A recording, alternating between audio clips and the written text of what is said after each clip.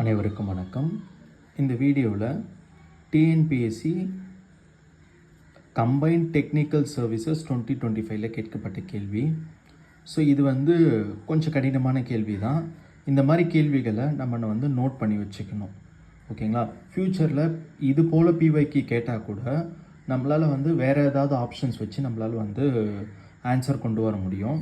இந்த கேள்வி பாருங்கள். The supreme court of India constituted special bench titled as social justice பெஞ்சுன்னு சுப்ரீம் கோர்ட்டு ஒரு ஸ்பெஷல் பெஞ்சு கான்ஸ்டியூட் பண்ணியிருக்காங்களா அப்படின்னு கேட்குறாங்க கூற்று.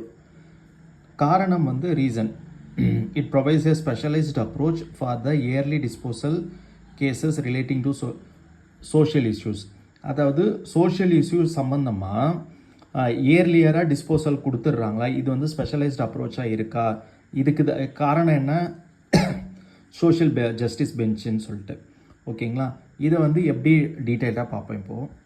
ஓகே, இதான் சோஷியல் ஜஸ்டிஸ் பெஞ்சுன்னு சொல்லி ஸ்பெஷல் பெஞ்சுன்னு ஒன்று சுப்ரீம் கோர்ட்டில் இருக்குது.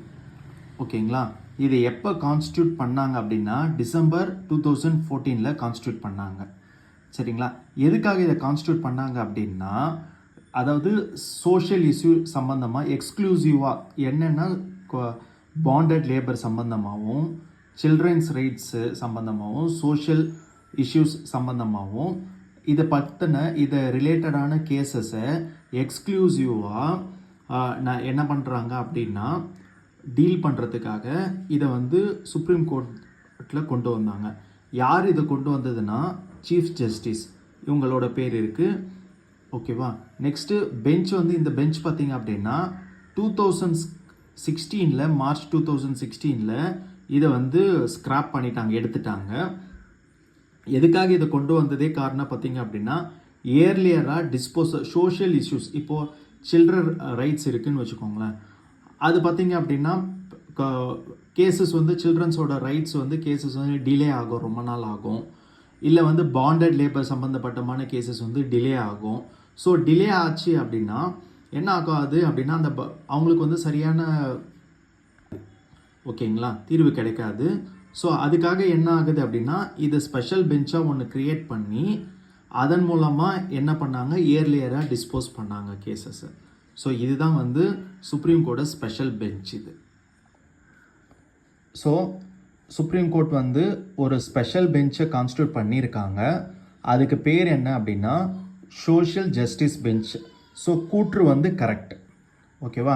கூற்று கரெக்ட். அதுக்கு காரணம் என்ன, எதுக்காக, அதாவது நீங்கள் இந்த அசர்ஷன் ரீசனிங் படிக்கும்போது கூற்றுன்னு ஒன்று கொடுத்துட்றாங்களா, எதுக்காக இதை கொண்டு வந்தாங்க அப்படின்ற காரணம் எதற்காக அப்படின்னு இதுக்கு பக்கத்தில் எதற்காக அப்படின்னு போட்டிங்கன்னா இதோட ஆன்சர் கரெக்டாக இல்லையான்றது நம்மளுக்கு தெரிஞ்சிடும்.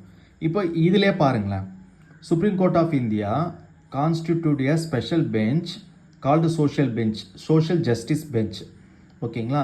எதற்காக, specialized approach for early disposal of cases relating to social issues சம்பந்தமாக சமூக பிரச்சனைகள் சார்ந்த விஷயங்களுக்காக சீக்கிரமாக அந்த கேசஸ் அவங்களுக்கு நீதி கிடைக்கணுன்றதுக்காக என்ன கொண்டு வந்திருக்காங்க, சோஷியல் ஜஸ்டிஸ் பெஞ்சுன்னு ஒன்று கான்ஸ்டியூட் பண்ணியிருக்காங்க. அப்படி அப்போது கூற்றும் கரெக்டு, ரீசனும் கரெக்டு. அப்போது ஆன்சர் இஸ் பி. ஓகேங்களா?